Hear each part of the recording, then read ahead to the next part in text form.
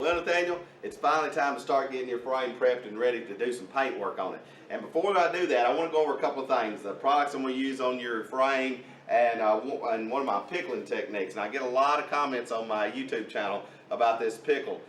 This is called Pickle X20. I get this, order this offline. You can go to picklex20.com and find it. And it removes the oxidation from this metal. So there is moisture in the air, which is humidity right now, and this metal is exposed and it's oxidizing as I'm sitting here. Now if I just went in here and pre-clean this and put this in the booth, there's a chance there could be some oxidation that I don't get off of here. And anywhere that happens, say if I got my hand touched it right here, you know, 5, 6, 7 months now, maybe even sooner, there might be a print come up from that through all that hard work I've done from the bottom to the top. It'll be a blister which will show up. So I'm going to do a lot of work on this. So to prevent that from happening at the very beginning, I'm going to come in here and I'm going to re-pickle all this metal with this Pickle X. I just spray a little light coat on and then take my blue towels and wipe it off and make sure I try to wipe off every bit of it. But when I do that, as I'm drying that, you can feel the etch that's going in there and the tooth it's putting in it. So now that is completely oxidation free and ready to go. And I'll do this pickling just before I put on my seam sealer. I'm going to take and seam seal all my welds with this 2-part self-leveling seam sealer.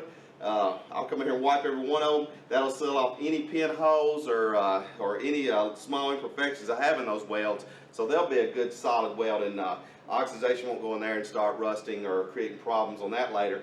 And it'll make clean these welds up a little bit, having that little bit of a seam seal filler in there. I always seam seal all my welds. It's just a habit I've been doing for years. Reason I do it is because if you notice, go to a car show, go see some paint work done.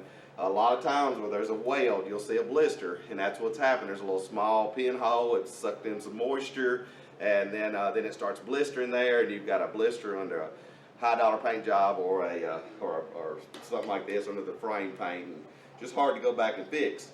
So it's a good little precaution just to go ahead and seam seal those welds up. So once I get the welds cleaned up and seam sealed, then I will I'm going to sand all this down, put this in the booth. I'll probably pickle it one more time just before I epoxy it. Another good thing about that Pickle X is the etch and the tooth that it puts in. This epoxy loves it. Now you can't put an etch primer on it because it has acid in it as well. You need to put an epoxy over the Pickle X, and that will give it a tooth bond, a chemical bond, and it'll be ready to accept whatever top coat you put on it and last a long time. I started on my seam, so I went ahead and sanded everything one more time with 80 grit, then got in here with my hand and really sanded good on this zinc coating on here, so hopefully it'll stick to that. It's going to be a hard time sticking that, but I've got it sanded and etched it and then epoxy it, and it ought to stick pretty good. But so now I'm going to come in here and I'm going to pre-clean the entire frame. It won't be touched with hands anymore, all this bare metal. I'm going to pre-clean it real good and do a quick little etch down these welds, and then put my seam sealer on this side. Then I'll flip it and do the same thing. Seam seal that side, go to lunch, let that cure on out, come back and touch that up, and then this thing will be ready to go into the booth. All the seam sealing and sanding done. I had to end up doing quite a bit of sanding over that seam sealer, but now it's time to get this thing. I got it in the booth. Let's do some pre-cleaning, and then I'll come up one more time and do one light etching over all this with my Pickle X, and that'll probably wrap the day up. And in the morning I'll come out here and I'll shoot my epoxy, we'll shoot our paint, and this thing will be ready to come off the rotisserie, go on some stands, and we can start mopping some stuff up. So let's get this baby pre-cleaned.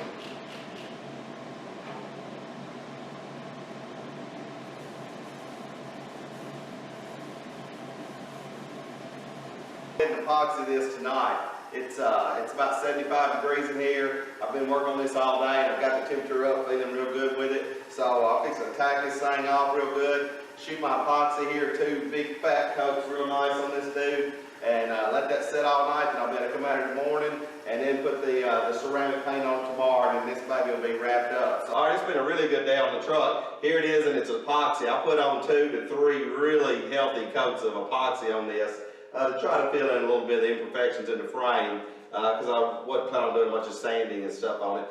And it's going to take all night for this to cure. This epoxy is really slow, and I really want to outgas really well. So in the morning I'll come in here and mix up my Eastwood ceramic paint, and I'll put 2 to 3 coats of ceramic Eastwood paint on this thing, and it is going to be beautiful. The next morning I'm out here. It's about 75 degrees or so yesterday in the booth, and then it got pretty cool last night, down to about 60, 65.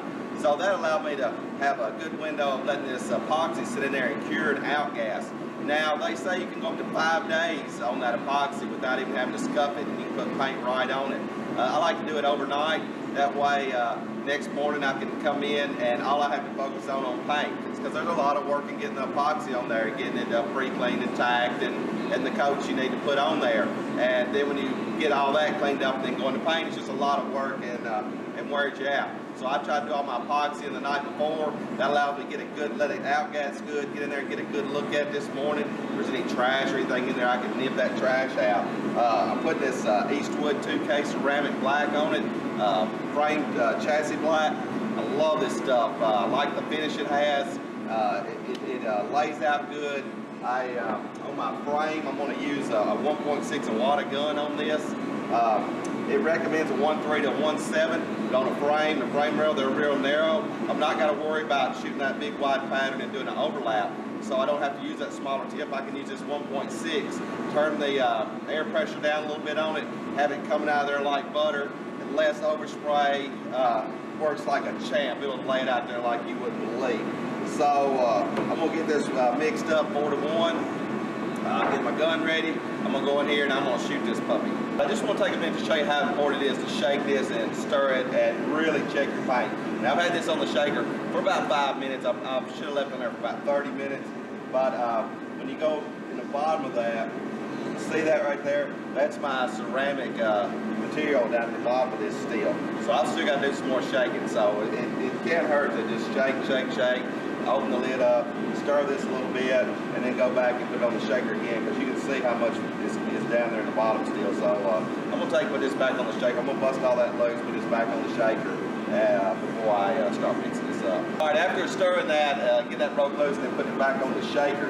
Now it's nice. But if you'll notice on top of the can, and anytime it says on top of the can to shake and stir, it's very important to do that. I actually shook it, stirred it, shook it again, so that's very important to do. Now I'm in the booth here, and it's time to get set up to spray this thing. And I want to get my gun set up. Now I told you I'm running a 1.6 tip, and I'm doing that because I don't have to worry about big large panels and doing an overlap. I just want a nice wet coat to come out 4 to 6 inches wide and roll through this pretty quick. I want this gun to be moving pretty quick. And so this way I can turn the pressure down. I can get that nice little pattern. So right here, it's kind of heavy in the middle. So I open up this pattern until I get a good wet pattern about 4 to 6 inches that I can move along pretty good with. Very important to go ahead and check that pattern on the test panel before you get onto your whatever you're going to paint. I spend a little more time right here on my test panel and get this done right. If my material's too thick, I just stop, go reduce it, or if my gun's acting up, whatever I got to do to make it work perfectly right here. That way, as soon as I hit my part I'm going to paint, it's coming out nice, wet, and smooth. Doing paint work's like building a house. With a house, you got to have a level, nails, and your lumber. Well, with doing paint work, your level is your mixing rates. You get them just right on the money. The nails is your binders, your activators. Make sure you got it right for your temperature and your atmosphere you're going to use. And then your lumber is the proper materials, what you're doing here. Like this frame, I've got an etch, I've got an epoxy, and I've got this ceramic coat going on top of it. All 3 of those are outstanding products for each other. So now I just got to come in here and do the spraying. So I've got my gun set up to where I'm about 6 to 8 inches away. I can move pretty quick to get a nice wet pattern. With this low pressure, I'm not going to have a lot of overspray, and I'll be able to roll right through this frame pretty quick. So let's start putting some paint on this frame.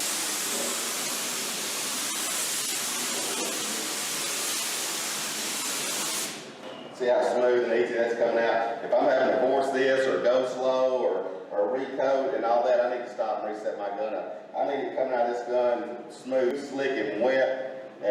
fast as I go across it pretty much.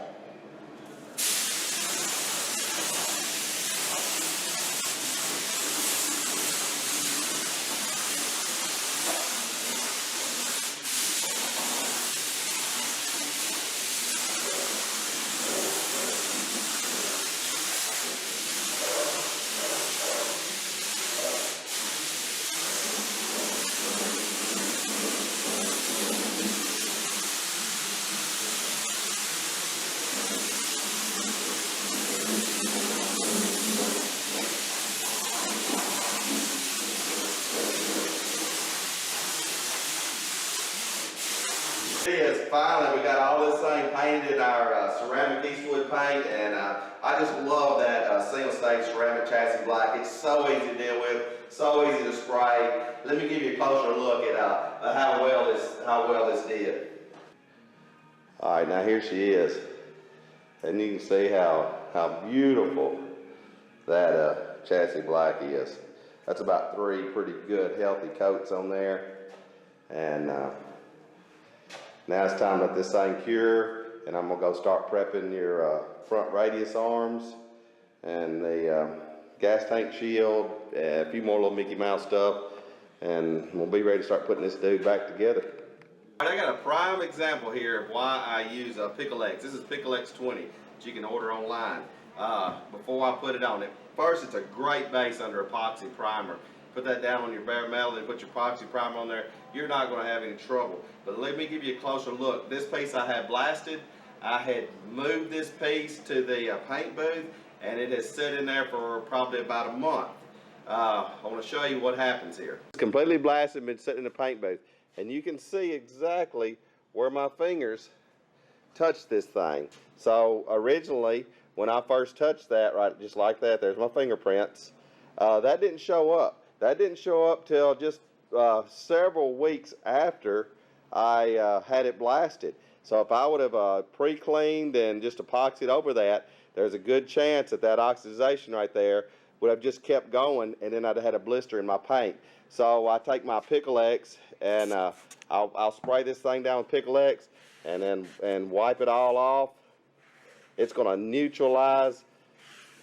It's going to neutralize that oxidization, and it will be no more. But unless you neutralize it, it's going to be underneath your paint. So that's why I always use my Pickle X 20. I got most of your other small items prepped for paint. Since I'm on the paint roll of getting the frame paint, I'm going to go ahead and paint a bunch of the other items so we can start putting some of this stuff together.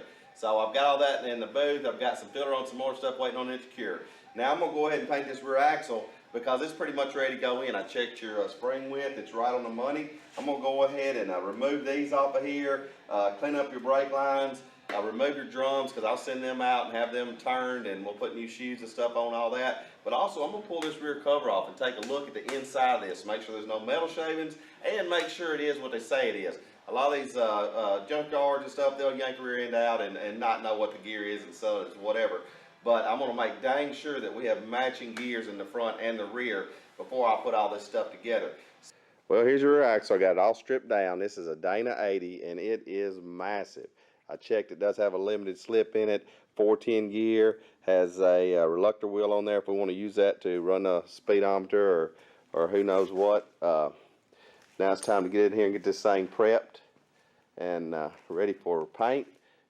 Well, Nathaniel, this is your rear axle, and I've taken the cover off and done all the clean inside, cleaned up your rear cover, blasted your rear cover, glued it back on, and now I'm just doing some cleanup on it. It was kind of rough, and I know you're just making a driver here, but I just want to take a little bit of time here to go in here and try to put a little tooth into every bit of it, and I'll pre-clean this thing, so I hope I'm not spending too much time on it. Finally, this thing's about done. From the time this thing got here off the truck, it was nasty, so I steam cleaned it. Then I pulled it back here and took a wire brush and kind of went over it. Then I washed it in Purple Power. Then I come in here and I pre-cleaned it. Then I sanded it, and then I pre-cleaned it. Then I sanded it, and then pre-cleaned it. And now I'm pickling it. So it's just a lot to get this thing as prepped as I have here. But I had to get all the loose flake and grease and oil off of it. So I'll get this thing pickled up, and it's time to put it in the booth. And it all look pretty dang nice when I get done with it.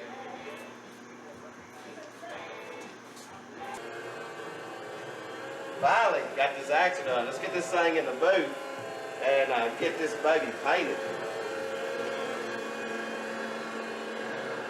Well, Sandy, I've got a pretty good run of black going here. This is going to get us a long ways. I got your radius arm mounts for your axle, your rear hitch, your spring mounts, your new cross member, and that massive axle.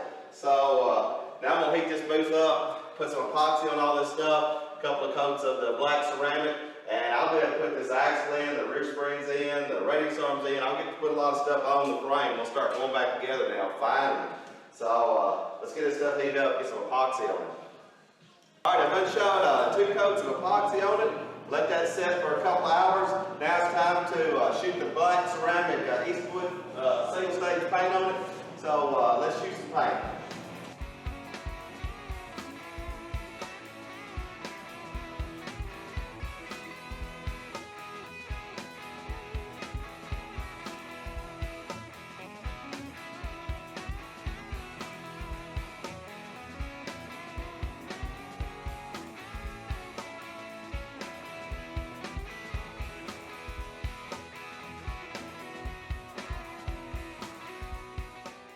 Well, Nathaniel, we've wrapped all this up. Now it's time to let all this stuff to cure. You can see how nice it all looks. Your radius arms are just slick as glass. Got your gas tank shield done, your other radius arm, your rear hitch, radius arm part, spring plates, cross member. So all that looks nice. I want to show you this Ford. You're a Ford man. This 1964 Galaxy that come in, we're doing a old hot rod look scheme to it. It's got a Tremec 5-speed in it. It's got a stroked 460, well over 600 horsepower, well over 600 foot-pounds of torque. I think it's about 630. So this thing is going to absolutely be a monster. It'll annihilate the tires that's underneath the back of it. We're going to do it in a semi-gloss black. I'm going to do a nickel finish on this trim. So that ought to be a really nice old Ford. So now I got your frame all here.